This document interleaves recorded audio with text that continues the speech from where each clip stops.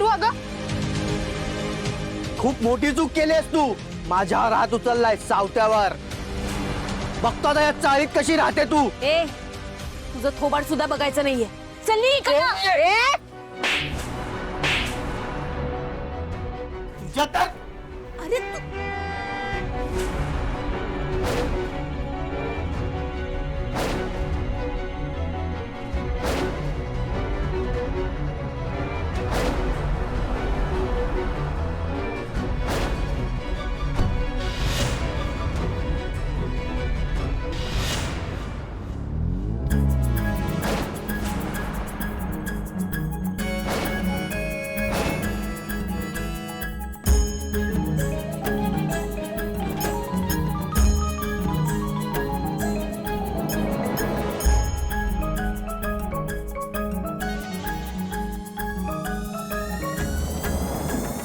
मला तुझ्याशी बोलायचंय। देवी आई या ना।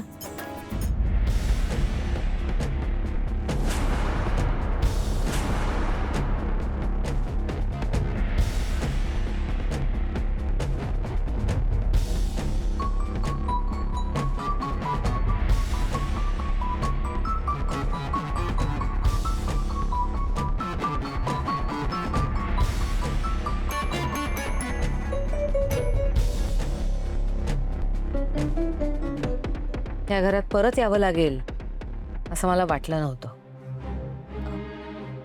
देवी आई बसा ना तुम्ही।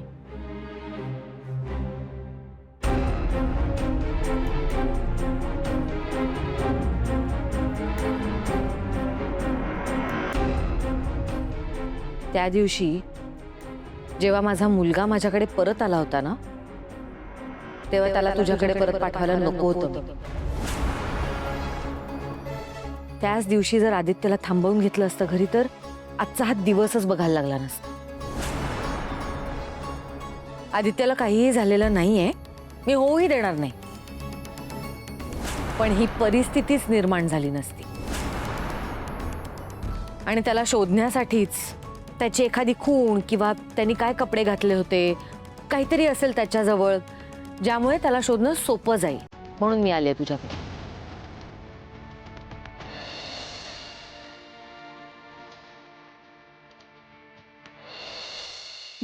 देवी आई आदित्य सरांनी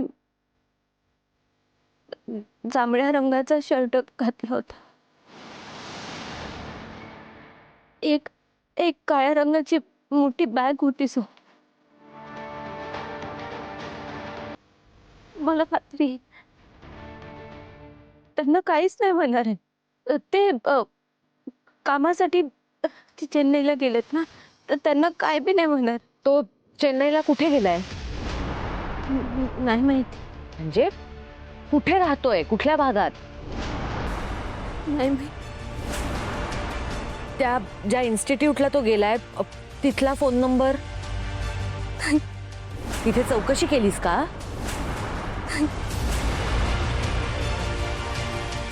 पारू, स्वतःला आदित्यची बायको म्हणवतेस ना ग?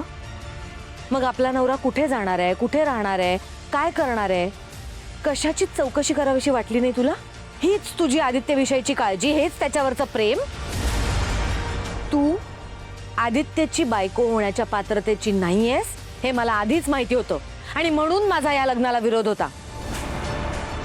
त्या मुलाला मी माझ्या पोटात 9 महिने वाढवलंय, त्याला काय चांगलं काय वाईट हे सगळं कळतं मला, पण तो तुझ्या नादी लागला आणि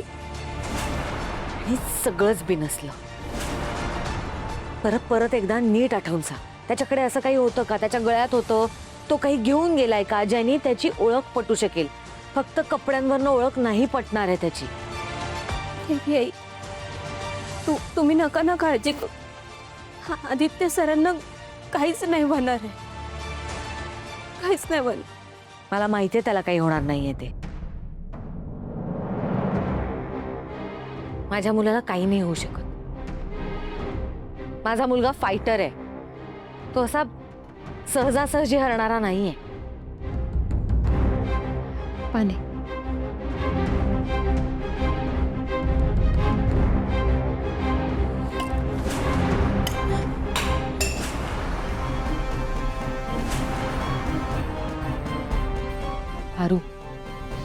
तू आदित्यला जपायला हवं होतंस. तुझ्या सुखासाठी तो ही सगळी धडपड करतोय. तुझ्यामुळे आज आदित्यवर हे सगळे जीवघेणे प्रसंग येत आहेत.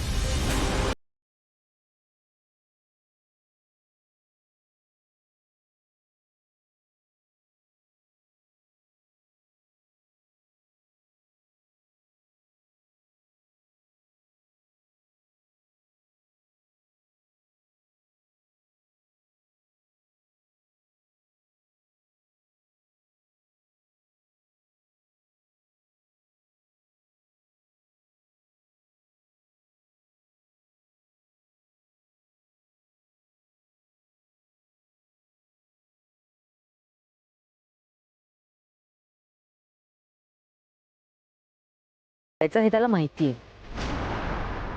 तो सगळ्यात पहिल्यांदा मलाच फोन कर.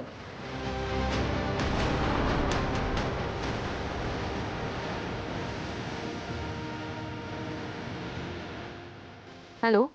हां, घरातनं बाहेर पडताना आदित्यने काहीतरी जांभळ्या रंगाचा शर्ट घातला होता आणि त्याच्यासोबत एक मोठी काळी बॅग होती. हो, अजून काही डिटेल्स मिळाले तर मी कळवते, पण मला कळा. देवी आई, आदित्य सरांच्या पाकिटात तुमचा फोटो आहे.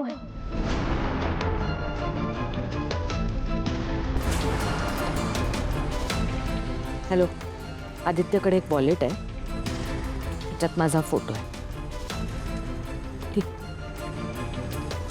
देवी आई, हळदी कुंकू.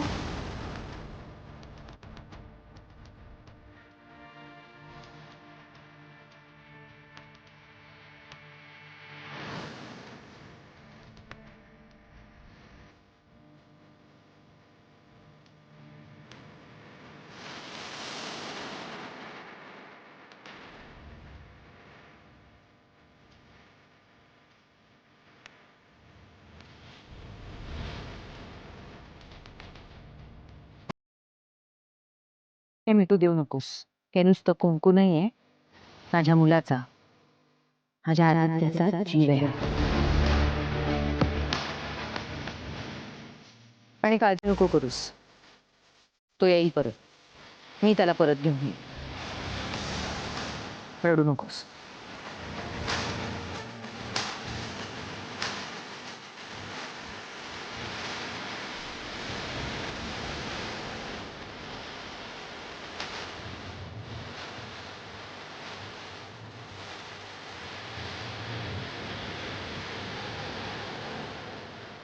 देवा, या आईचा तुझ्यावरचा तरी विश्वास कायम राहू दे.